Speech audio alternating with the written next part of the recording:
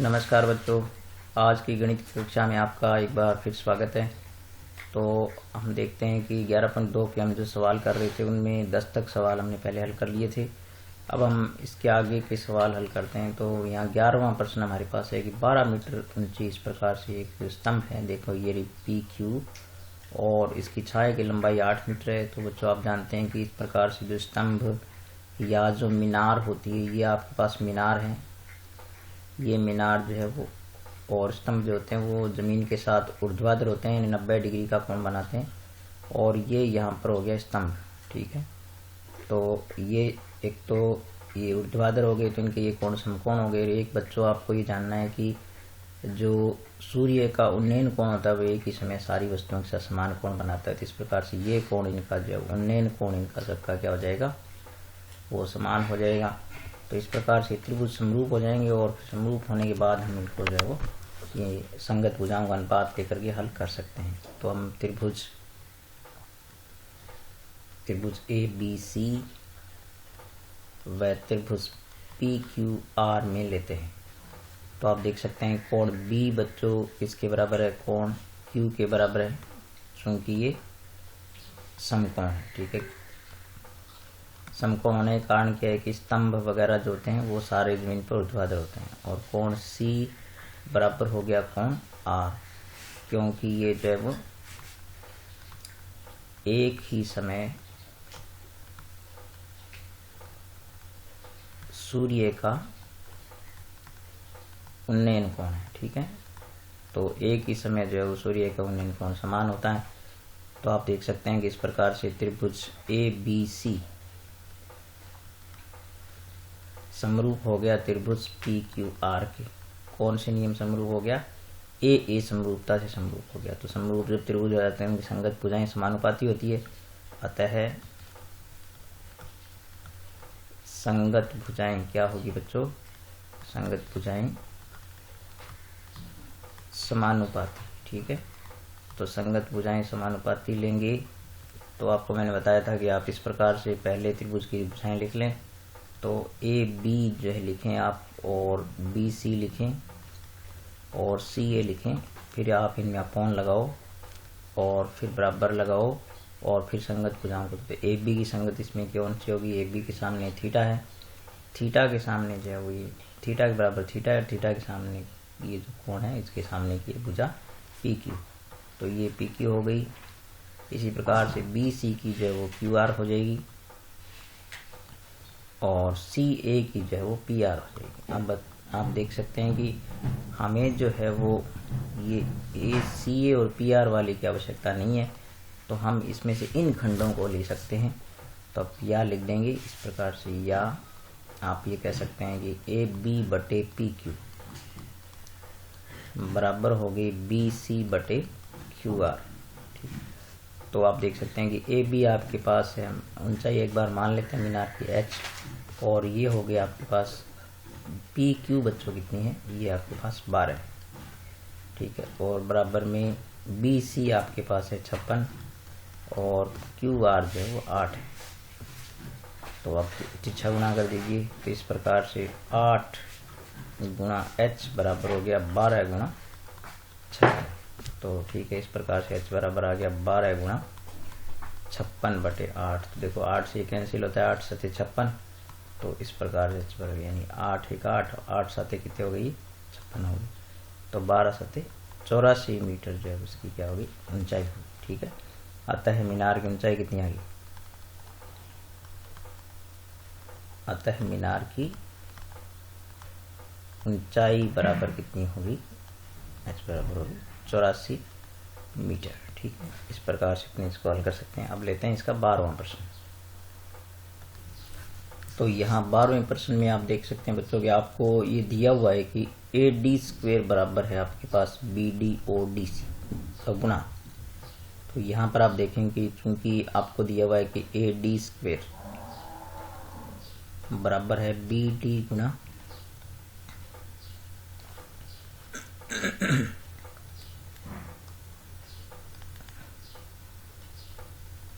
B D गुणा D C दिया हुआ है। और आपको सिद्ध करना है कि ये एक समकोण त्रिभुज है, यानी ये जो त्रिभुज ABC है वो एक समकोण त्रिभुज है। यहाँ से A से जो है उस BC पर लंब खींचा गया है जो है AD, ठीक है। तो इसको आप क्या करें, इसको एक बार हम क्या करते हैं, इसको ऐसे लिखते हैं AD स्क्वायर को AD गुणा AD लिखते हैं, ठीक है, AD गुणा AD और बराबर में है BD गुणा DC। अब आप क्या करें, आप इसको अनुपात के रूप में ले लें, यानी BD को आप यहाँ लाएं, AD को आप यहाँ लाएं। तो ये AD एक ये वाले रखते हैं, यहाँ से इतने क्या लाते हैं BD, और यहाँ बचेगी DC और अपॉन में ये वाली AD लाते हैं। तो इस प्रकार से आप देखें कि ये जो है वो AD, यानी आप ये दोनों त्रिभुजों को देखें गौर से ऊपर वालों को, तो आप देख सकते हैं कि ये जो AD है बच्चों, इसकी ये AD और BD, तो ये BD आपस AD और BD का अनुपात आपके पास क्या हो गया DC, यानी ये वाले DC है इसके और इसके अनुपात के बराबर हो गया, ठीक है, और इनके बीच का कोण बराबर है। तो इस प्रकार से आप देख सकते हैं कि तथा इनके कोण बराबर हो गए ना, आप देख सकते हैं कि तथा कोण ये अपने नाम दे सकते हैं इसको ADC, यानी कोण ADC बराबर हो गया कोण ADB। क्यों बराबर है, क्योंकि ये समकोण है, 90 डिग्री का है। कारण क्या है कि क्योंकि AD किस पर लंब दिया हुआ है, आपको BC पर लंब दिया हुआ है, इस पर लंब दिया हुआ है अपने को सवाल में। तो इस प्रकार आपने देखा कि ये भुजाएं समानुपाती होगी, बीच का कोण बराबर हो गया, तो आप ये कह सकते हैं कि आता है SAS समरूपता से त्रिभुज ADC किसके समरूप हो गया, त्रिभुज ADB के क्या हो गया बच्चों, समरूप हो गया। और जब त्रिभुज समरूप हो जाते हैं इनके संगत कोण बराबर हो जाते हैं, ठीक है। तो पता है इनके संगत कोण बराबर है, तो आप ये ले सकते हैं, आता है इनके संगत कोण समान है। और जब संगत कोण समान है तो हम देखते हैं कि इनको हम नाम दे देते हैं कोणों को, यहाँ से जैसे इसको हम 1 नाम दे देते हैं, ठीक है, और इसको 2 नाम दे देते हैं और इसको नाम दे देते हैं 3, ठीक है। तो आप देख सकते हैं कि जब ये कोण जिनके संगत कोण बराबर हो जाएंगे तो कौन कौन से कोण बराबर होंगे, आप ये देख सकते हैं कि ये जो त्रिभुज है यहाँ पर इसका नाम हमने 2 रखा है, और ये जो कोण है यहाँ पर इसका 1 हो गया, और यहाँ पर इसका नाम 3 हो गया, और ये जो है 4 रख देते हैं, तो यहाँ पर ये हो गया 4। तो आप देख सकते हैं कि चूंकि यहाँ से जो आप अनुपात देख रहे हैं AD बटे BD, तो AD ये वाली जो है, तो चूंकि AD जो है वो BD की संगत है बच्चों, तो कोण 2 जो है ना AD के सम्मुख कोण 2 जो है वो किसके बराबर होगा, वो कोण 4 के बराबर होगा, ठीक है, वो कोण 4 के बराबर होगा। तथा आप देख सकते हैं कि ये जो कोण DC के सामने, क्योंकि DC AD की संगत है, तो D के सामने का 1 जो है वो कोण किसके बराबर होगा, कोण 1 बराबर हो जाएगा कोण 3 के। परंतु आप देख सकते हैं कि कोण 1, 2, 3, 4 का योग कितना होगा, परंतु कोण 1, 2, 3, 4 का योग बराबर कितना होगा, 180 डिग्री होगा, ठीक है। या आप अपनी, क्योंकि ये दोनों कोण समकोण है ना यहाँ पर, तो शेष बचे हुए त्रिभुज के कोणों का योग जो है वो 180 डिग्री बचेगा। तो इस प्रकार कोण 1 प्लस कोण 2 प्लस कोण 3 प्लस कोण 4 बराबर आपके पास आ गया 180 डिग्री।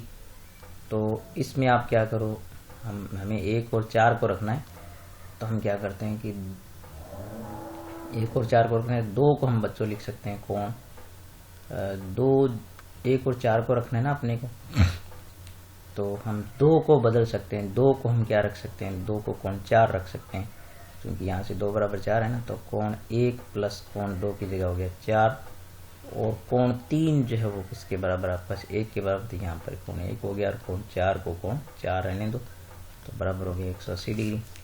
अब ये 2 कोण 1 प्लस 2 कोण 4 बराबर कितना हो गया 180 डिग्री। तो यहाँ से 2 कॉमन ले लेंगे तो कोण 1 प्लस कोण 4 बराबर आप क्या हो गया 180 डिग्री।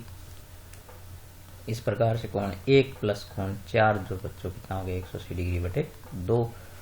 तो कोण 1 प्लस कोण 4 जो है वो कितना आ गया 90 डिग्री आ गया। तो इस प्रकार से ये 90 आ गया। तो अब इसमें आप देख सकते हैं कि कोण 1 और 4 को बच्चों हम किस नाम से दे सकते हैं, इसलिए कोण सी ए बी बराबर कितना हो गया 90 डिग्री हो गया। अर्थात जब एक कोण समकोण हो गया इसका तो आता है त्रिभुज ए बी सी एक समकोण त्रिभुज है, समकोण त्रिभुज है। तो ये अच्छा सवाल है इसका, आप इसको परीक्षक दृष्टि से अच्छी तरह देखें। और पहले हमने इसमें क्या किया, पहले इसको समरूप किया, समरूप करके संगत कोण बराबर ले लिए, और फिर चूंकि ये कोण जो इनके ऑलरेडी 90-90 के हैं तो बाकी बचे कोणों का योग जो है वो 90 होता है, इस हिसाब से हमने इनको सरल कर दिया। अब देखते हैं 13वां प्रश्न। तो यहाँ 13वां प्रश्न अपने पास बच्चों ये है कि सिद्ध कीजिए किसी त्रिभुज की तीनों भुजाओं के मध्य बिंदुओं को। तो ये हमारे पास एक बड़ा त्रिभुज है ABC, जिसकी तीनों भुजाओं के मध्य बिंदु अपने क्रम से, जैसे AB का मध्य बिंदु P है, AC का मध्य बिंदु Q है और BC का मध्य बिंदु R है। तो इनको मिलाने से भी एक ये अंदर जब हम त्रिभुज बनाते हैं तो ये बहुत सारे त्रिभुज जो बन गए, इसमें जैसे 4 त्रिभुज बन गए, आप इसमें देख सकते हैं। तो एक ये त्रिभुज बन गया, तो अपने इसके नंबर लिखें तो देखो एक यहाँ पर आपके पास ये त्रिभुज बनता है 1 नंबर, ठीक है, और इसको आप दे दो 2 नंबर, ये हो गया 3 और ये हो गया 4, और एक बड़ा आपके पास बनता है। तो ये कहा है कि ये जो सारे त्रिभुज बनते हैं वो मूल त्रिभुज के समरूप होंगे, यानी बड़े वाले के क्या होंगे समरूप होंगे। तो हम इनको सिद्ध करेंगे, तो हमें यानी ये जो सारे छोटे वाले त्रिभुज अंदर जो बने हुए ये मूल त्रिभुज के समरूप होंगे, हमें इनको सिद्ध करना है। तो इसको अपने बहुत आसानी से कर सकते हैं बच्चों। ये देखेंगे आप, हम पहले इनमें से किसी एक युग्म को करेंगे, फिर हम देखते हैं कि इनको कैसे करते हैं। तो हम पहले यहाँ से देखते हैं कि चूंकि ये P, Q और R जो भुजाओं के मध्य बिंदु हैं, तो आप देख सकते हैं कि AB का मध्य बिंदु कौन है, P है, और AC का मध्य बिंदु Q है। तो ये इस प्रकार से ये जो PQ है वो त्रिभुज की 2 भुजाओं के मध्य बिंदुओं को मिलाने वाला रेखाखंड हो गया। और ये क्या होता है कि किसी भी त्रिभुज की 2 भुजाओं के मध्य बिंदुओं को मिलाने वाला रेखाखंड जो होता है वो तीसरी भुजा के समांतर और जो उसका आधा होता है लंबाई में, तो ये जो है वो BC के समांतर होगा और इसका लंबाई में आधा होगा। तो यहाँ पर हम ये लिखते हैं कि चूंकि P व Q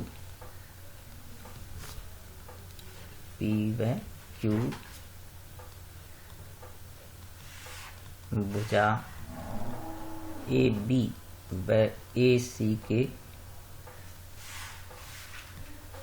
क्रमशः मध्य बिंदु है, ठीक है। ये हमें दिया ही हुआ है मध्य बिंदु, ये तो हमें दिया हुआ है, हम जानते हैं ये मध्य बिंदु है।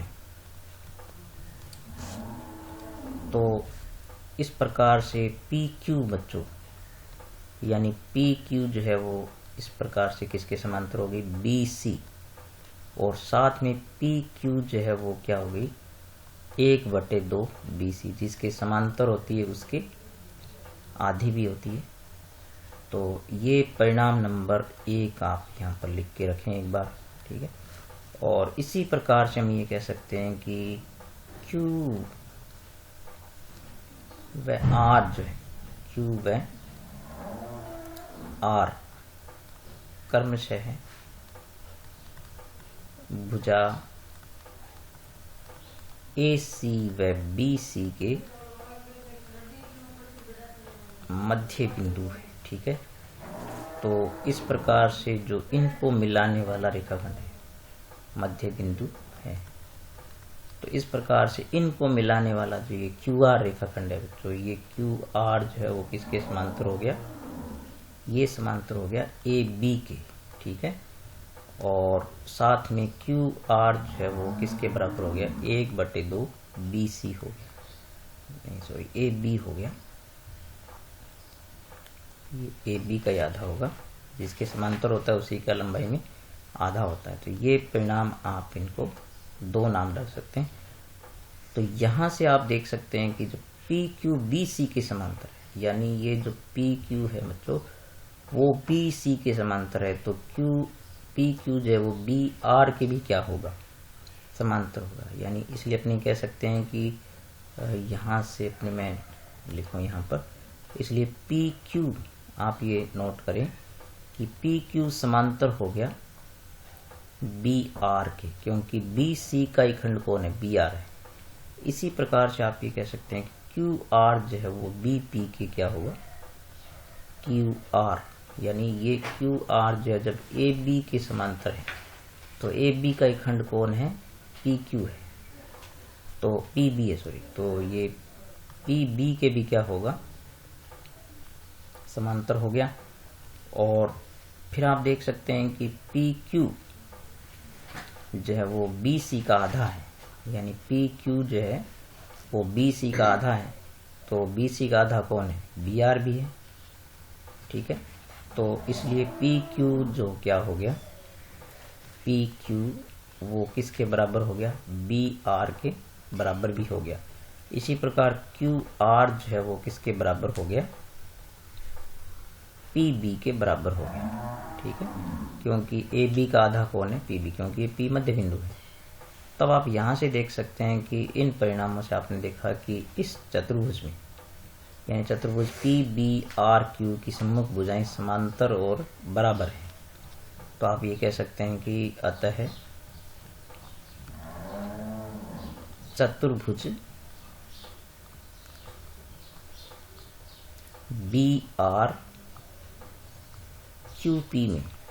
QP में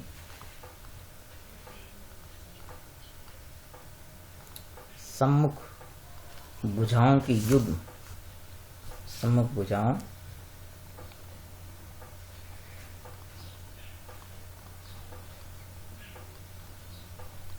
के युग्म क्या है, समांतर व बराबर है, समांतर व बराबर है। तो जिस चतुर्भुज की सम्मुख भुजाएं समांतर और बराबर होती है वह क्या होता है, समांतर चतुर्भुज होता है, ठीक है। तो अतः चतुर्भुज BRQP एक समांतर चतुर्भुज हो गया, क्योंकि इसकी सम्मुख भुजाएं बराबर और समांतर है, तो ये हो गया आपके पास एक समांतर चतुर्भुज, ठीक है। तो समांतर चतुर्भुज होने से और PR इसका विकर्ण हो गया तथा PR जो है वो इसका विकर्ण है, इसका विकर्ण है, ठीक है। और जो विकर्ण होता है वो किसी भी समांतर चतुर्भुज को 2 समरूप त्रिभुजों में विभाजित करता है। तो इस प्रकार से आप देख सकते हैं कि ये त्रिभुज 1 जो है वो त्रिभुज 2 के समरूप हो गया। तो अतः ये कह सकते हैं अपने कि अतः त्रिभुज PQR, यानी त्रिभुज PQR वो समरूप हो गया त्रिभुज PBR के, त्रिभुज PBR के समरूप हो गया, क्योंकि ये विकर्ण के द्वारा बनता है। तो ये इसका कारण क्या है, क्योंकि त्रिभुज समांतर त्रिभुज का विकर्ण जो है वो 2 समरूप त्रिभुजों में विभाजित करता है इसको। तो इसको आप रख दीजिए परिणाम नंबर 3, ठीक है। और इसी प्रकार से हम सिद्ध कर सकते हैं बच्चों, तो आप लिखें कि इसी प्रकार, क्योंकि सारे सिद्ध करने की आवश्यकता नहीं है, इसी प्रकार हम सिद्ध कर सकते हैं कि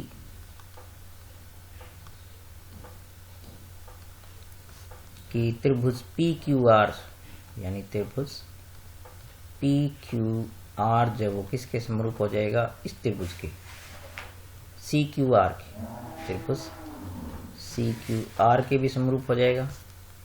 तो ये परिणाम नंबर आपका हो गया 4।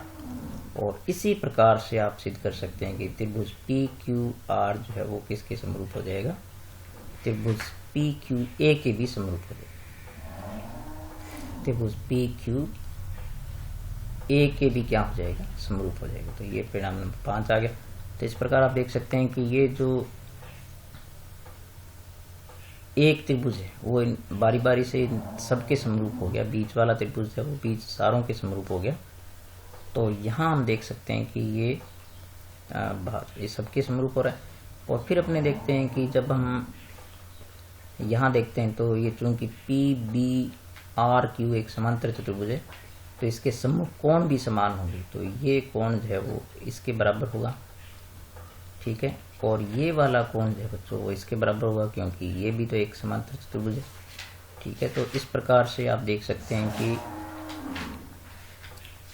त्रिभुज पी क्यू आर व त्रिभुज ए बी सी में आप देख सकते हैं कि कोण, इसका जो कोण ये वाला है, ठीक है, कोण P है जो इसके बराबर होगा। ये P जो है वो किसके बराबर हो जाएगा, ये इसके C के बराबर हो जाएगा। यानी कोण P बराबर हो गया कोण C, और कोण Q जो है वो किसके बराबर हो गया, कोण B के बराबर हो गया। और इसी प्रकार कोण R जो है वो किसके बराबर हो गया, कोण A के बराबर हो गया, ठीक है। तो इस प्रकार से आप ये कह सकते हैं कि अतः ए समरूपता से समरूपता से त्रिभुज पी क्यू आर किसके समरूप हो गया बच्चों, त्रिभुज ए बी सी के क्या हो गया, समरूप हो गया। तो ये परिणाम नंबर आ गया आपका 6। तो इस प्रकार से आप देखोगे पी क्यू आर जब ए बी सी के समरूप है, P Q R P B R के भी है, P Q R C Q R के भी है, और P Q R P Q A के भी है। तो आप ये कह सकते हैं कि अर्थात परिणाम ये वाला 3, 4, 5 व 6 से स्पष्ट है कि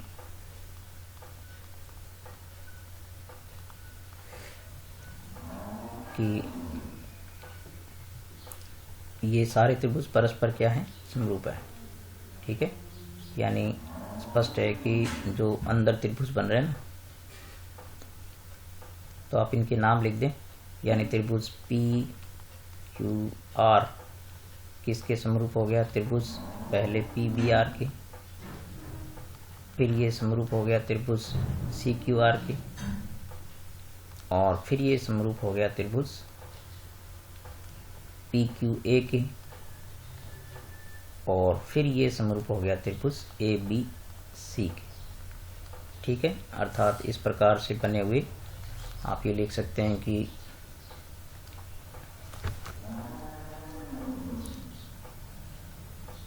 अतः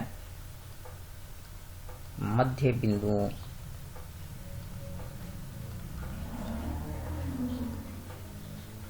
से बने त्रिभुज मूल त्रिभुज के क्या है, मूल त्रिभुज कौन सा था, ए बी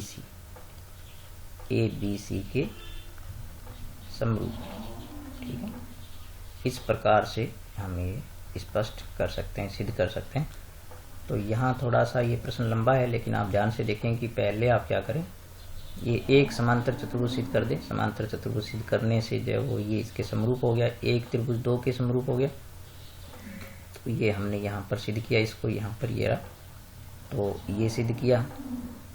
फिर इसी प्रकार से हमने जो ये सिद्ध किए सारे परिणाम, और ये तो अब आप इन चारों परिणामों से गौर से देखेंगे तो ये पाएंगे कि ये त्रिभुज पी क्यू आर अंदर वाला जो वो सभी के समरूप है। सभी के समरूप होने से ये सारे परस्पर क्या हो गए, समरूप होगी। तो इस प्रकार से ये सवाल थोड़ा लंबा है, आप ध्यान से देखें।